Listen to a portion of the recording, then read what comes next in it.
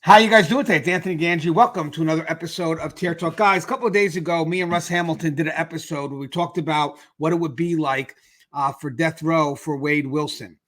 With that said, Russ Hamilton also mentioned that somewhere in the late 80s, early 90s, when he was working in San Quentin, he had a chance to encounter Richard Ramirez, aka the Night Stalker. So I thought today we could quickly share his experience, what it was like to be face to face with a monster, and just, as it was requested by the audience, just see if I can make sure I put out content that you guys find is engaging.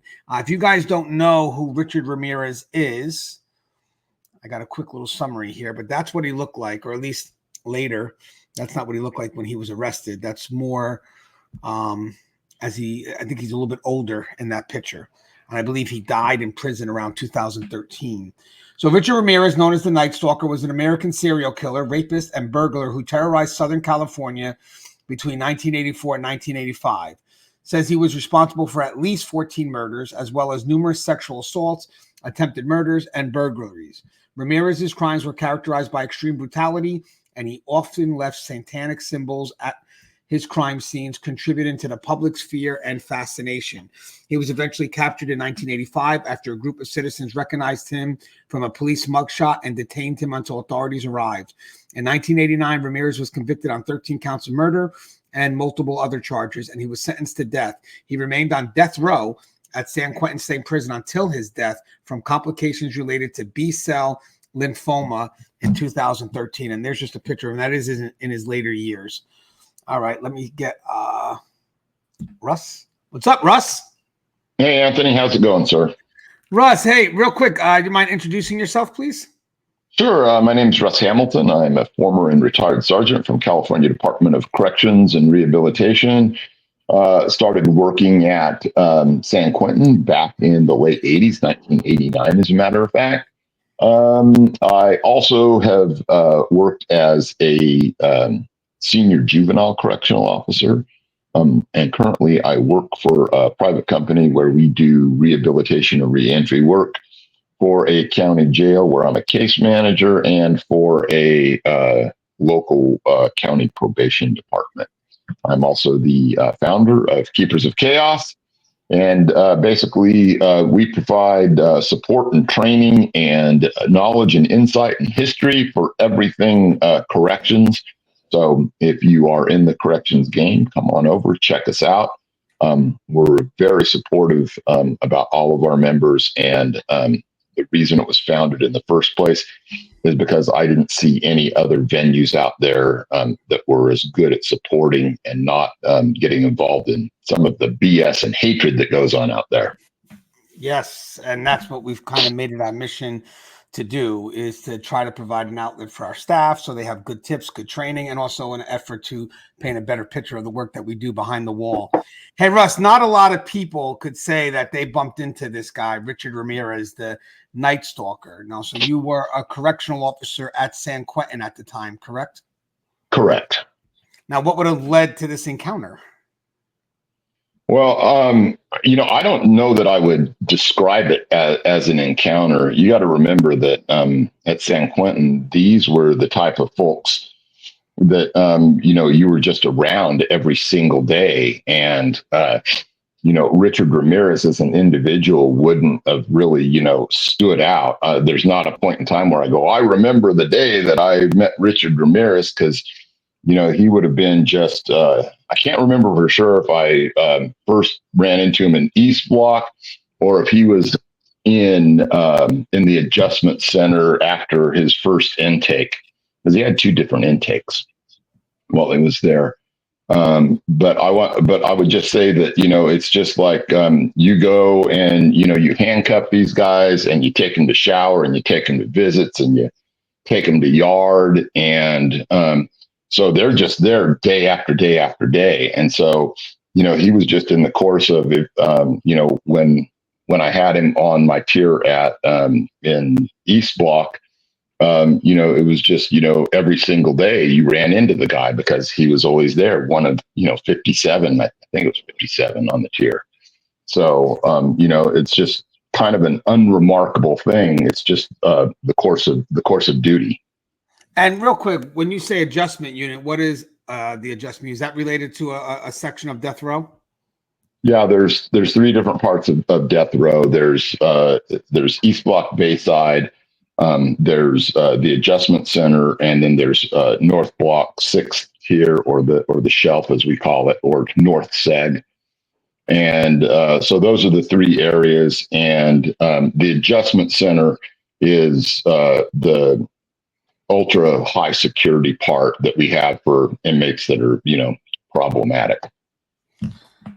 And were you there when Richard Ramirez was at intake to your facility? Were you there when he initially got in, or were you just working the housing unit, or I guess the death row housing unit, when he was placed? I was there. I was there when he was intaked. Well, not at the intake thing, but we knew that he was coming in that day. But it was just kind of a matter in the course of business. But it's not something that stands out as a mile marker or something like that.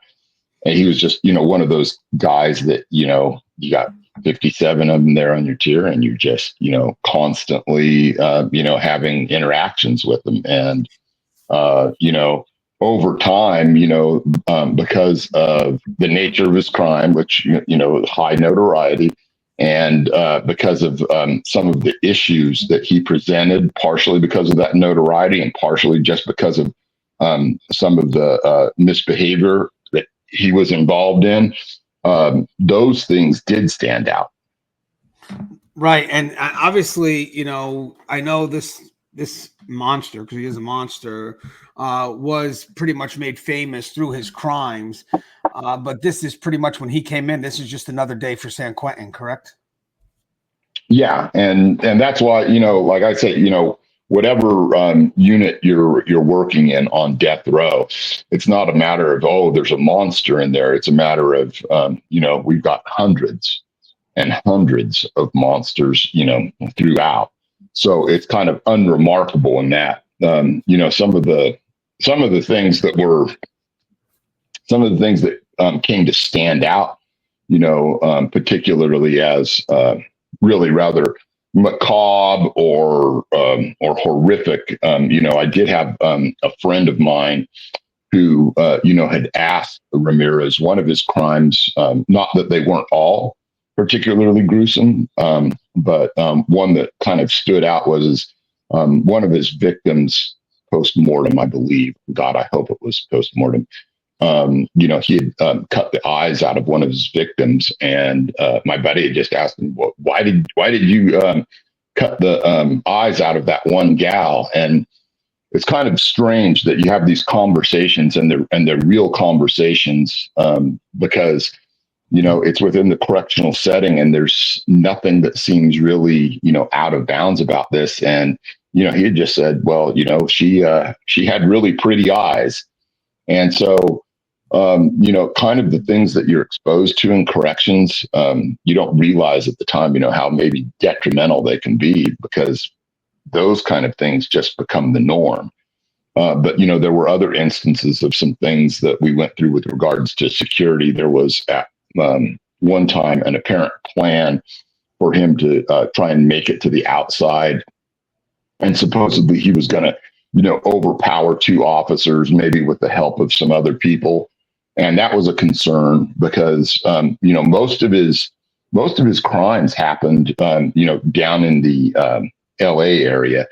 But there was actually two separate murder cases that spawned from something that happened in San Francisco.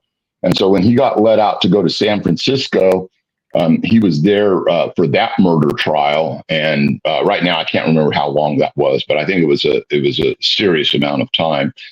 But when he came back, he was caught by our intake officers with a needle and a handcuff key that he had, put up inside his prison wallet there, the old bunghole. And anyway, that was, of course, a major concern because, that handcuff key could be used in an escape. The needle, could probably just for slamming heroin, but maybe that could be used to overpower an officer or something like that. So it was very serious. there were some other things that were said later on that I had never heard before. And that, supposedly there was also a sticker inside there that said, "I love chocolate." I never heard that part until years later. And maybe he had an ink pen in there too. So I don't know if that was something that was added on or if it was genuine. But at that time, when I was what I was told, well, we were down there at R&R receiving and release, is that he did have a handcuff key and he did have a hypodermic needle. So that was necessarily a concern, And then, just, day to day with these guys, I mean, you get to know them a little bit. You don't necessarily want to press that issue because, you want to make sure that, you're not being manipulated or anything. But, getting back to the part where you talked about, his apprehension, a lot of people may not realize that, pretty much all of, LA County was really, really upset about the murders that were going on. They knew that this was, one individual. These murders stood out. He would often, overpower and, like kill the male counterparts of the women he was raping. And, he was like making entry through, windows and doors that were left open. And so there was actually a task force that was out to get him. And they, excuse me, they had no real idea who this guy was. And so this was, going on and on and on. And, from the things that he told me and some of the things that, I read about more later, because his version was kind of different from, maybe what the journalists were putting out there. But he had made a trip to, I think it was Phoenix. I know it was Arizona. And that was the point at which they had discovered a vehicle that he was in. And apparently, he had left behind a thumbprint on the rear view mirror. And so they were finally able to figure out who he was, but they didn't know where he was. And because they didn't know where he was, the LA authorities were really kind of, transfixed as to whether they should, put it out to the public and hope the public could help them, or whether they should just keep it and keep trying to, look and find him. And so, he said that, when he had come back, he was somewhere in LA and wandering around, and people just started following him. And in the end, I guess, that they had kind of like surrounded him. He kind of laughed it off at the time a little bit, saying that, they were in there and they were trying to grab him or knock him down or something. Some journalist things that I've seen where supposedly the entire crowd was beating him or whatever. But, people have different perceptions of things. And, my real interactions with him were limited to, talking to him some, to, taking him to showers, giving him the telephone. But, little bits and pieces leaked out. I wasn't real interested in, becoming friends with a serial killer, if you were. But, you did get to, note some of the things about him, like the pentagram that he had tattooed on his the palm of his hand and things like that. But really, not necessarily a standout guy. I always thought that, they talked about the escape attempt, and if he had help, maybe he could have escaped. And he was tall, but you always thought that, he was the kind of guy I felt like I could have, reached out and grabbed him and held him in place forever, because he was just kind of this, to me, just kind of this, weak little smelly guy that really was just a weirdo in all respects, for whatever that's worth. Now, I was watching a special on the Cecil Hotel, and they said at one point Richard Ramirez may have stayed there, and he released his satanic beliefs, and the whole hotel is haunted, and because of, I guess, what he did when he was staying. Hey, when you're out in the media and the media portrays this person as a monster or something bigger than life, and then all of a sudden you're there and you see him, he's right there next to you, within means, what's your first impression? His demeanor, his appearance? I mean, was he considered larger than life, or was he just fallible? I mean, how do you See, like, to like the people that work there, you'd barely notice a guy like that unless he created a problem. Um, there were guys there a lot more dangerous. Maybe a little bit more, maybe a lot more charismatic. Yeah, you know what? He had lots of weird chickos writing to him or whatever. But there were guys that I would have, I would rather face him on any day rather than some of the true real hardcore killers that were in there. I think he did most of his stuff with a gun. I believe it was a 22 pistol. I could be remembering wrong. I want to say that right out there. I mean, this has been many years ago, but those things came up within the course of just dealing with this guy, and you always wanted to be on the lookout because sometimes you might have something that you needed to pass along to to our intelligence services, SSU or ISU. But overall, kind of like an unremarkable stay. I don't remember having any conflicts with him. That doesn't mean that other people didn't. Sometimes personalities don't mesh. But for the most part, he seemed well behaved. But he might have been the kind of guy that needed to be well behaved, if you know what I mean. And was there any staff that was trying to sneak a peek at him? Like, how like sometimes you get a famous person coming in? You know what? I don't think it would be like that because the places that he could go would have been basically East Block or the Adjustment Center, and back then we had the security yards, so he would have been out on one of the security yards and maybe back and forth to medical, and that's it. And like I say, for us, he was just one of the crowd.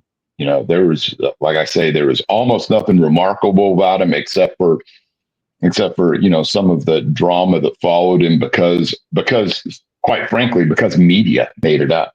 If the media hadn't pumped the energy that they did into the whole thing and got all of LA all whooped up, he would have never been noticed in a crowd, and he would have never had all those females riding him, and there would have never been that chance that he was going to try and do that escape or any of those things. Like I say, my base impression of him is just kind of this skinny weirdo that smelled bad.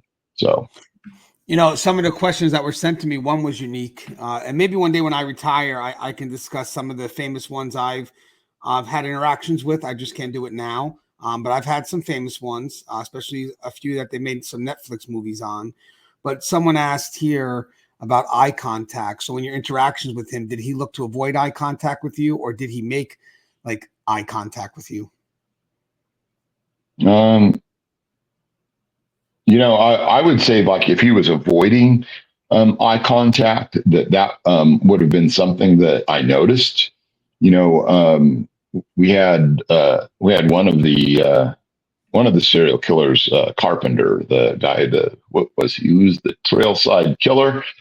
He was right there in Marin County, as a matter of fact. His hunting ground was, Mount Tamalpais, right there by San Quentin.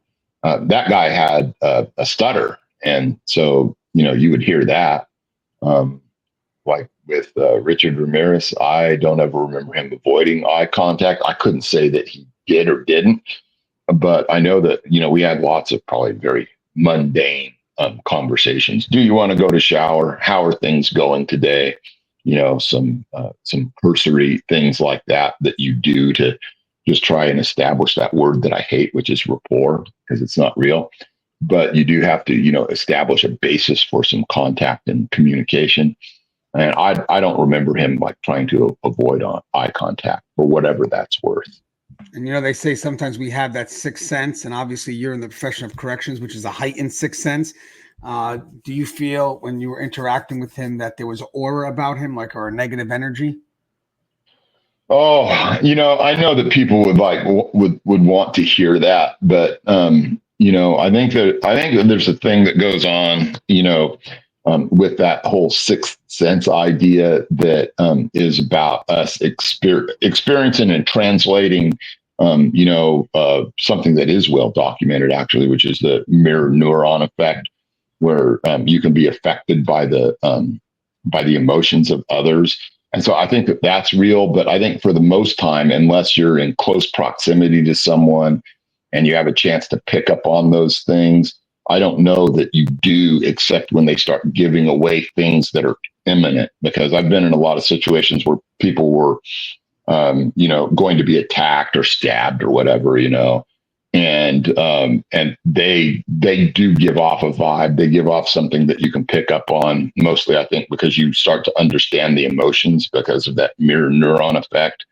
I've done a lot of study into it because I always wanted to try and leverage it to my advantage, if there's such a thing. But I think that, people that are going to want to know if he gave off this aura of evil, some possession of Satan, I would, sadly, I guess I would debunk that. That's never the way that I interpreted him.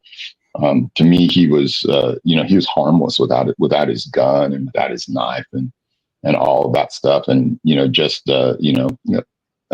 except for the things he was doing, just another common thug to me. Yeah, was he able to practice the satanic beliefs inside the prison, or were they were able to stop that? I don't really have any insight on that. I don't think at that time that was as big an issue. I don't think that there was anything really necessarily going on in the courts at that time. Nor do I think necessarily all into that. That was kind of, an affectation that he might have halfway believed in. And of course he had the pentagram and all that kind of stuff. But as far as the actual practice of Satanism, I don't think that there was really anything like that actually truly going on with him, except as it related to some of his followers, some of the other things. I mean, I could get on here and say, yeah, he had 666 satanic Bibles in his cell or nonsense like that. It wasn't ever one of those things that you ever took notice of, for the most part, except for being weird and thin and geeky and smelly. You would never notice him. Hey, in general, as we wrap this up, even if it's just for people that, work in the field or outside the profession, when dealing with these, we could straight up say they're monsters or animals. How do you separate the monster from the man so you yourself can be effective in doing your job? This way it doesn't, catch up to you. I just think that, if you're secure in who you are, and part of who you are has to be that professional, that corrections professional. And, you're not there to, seek justice or vengeance or anything like that. What you're there for is to keep the public safe, to keep that guy from escaping, to make sure that he doesn't get killed, to make sure he doesn't kill anybody else, and to do the best that you can with regards to intelligence on the guy if he presents that type of threat, searching his cell, giving him what he needs, and making sure that he's alive and breathing at the end of your shift. And so that's a lot more encompassing than it actually sounds. But that's the way that we have to run it. You're not there to freak out over his crimes. You're not there to go, oh yeah, man, I want to sit down and have a great conversation with you about everything because I'm writing a book or anything like that. You need to wear the label that you've been given, which is, correctional officer, correctional peace officer, whatever it is, and not to stray outside those bounds. Yeah, I always tell people, I'm kind of discussed it on the shows before, is that, we're going to be in position probably to know what they've done. And then sometimes our curiosity, because we have access to things that the public may not have, falls into the details of how they've done it. And to be honest with you, I don't think those details are meant for everyone to have, because especially those that are doing the work, especially those that are working in corrections, those from custody to even the rehabilitative side, to some extent, mental health may be fully aware of what those details are, because they have to truly address that person at the most intimate of levels. But there are some areas where it's like, okay, I know what they've done. Maybe this will be a generalized approach.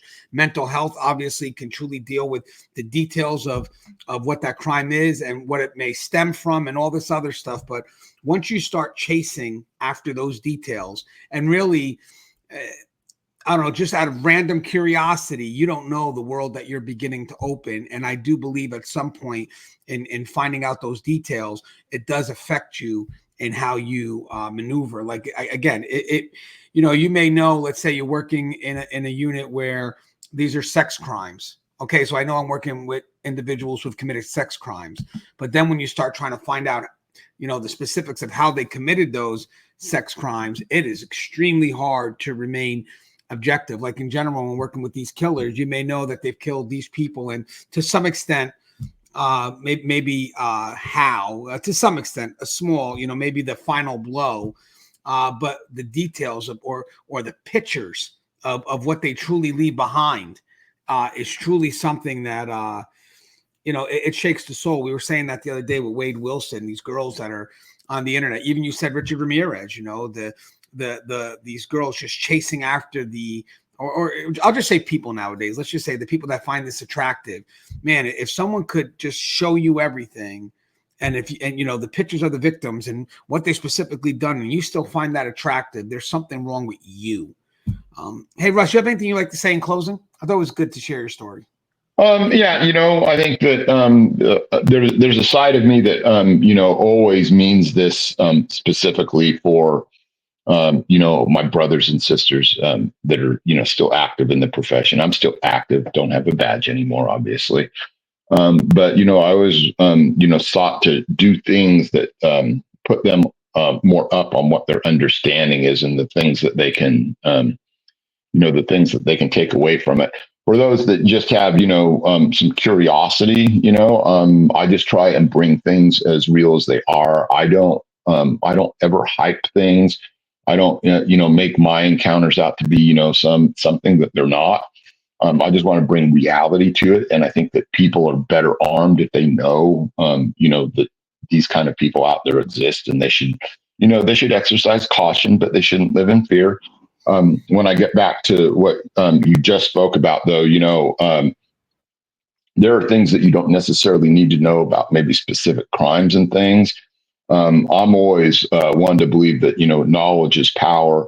I have thousands. I've been on yards with literally thousands and thousands of inmates, and sometimes you do need to really go into some of those files to be able to understand their gang connections, their crimes, the things that they've done that present a possible, security threat in the future. We go back to like Ted Bundy.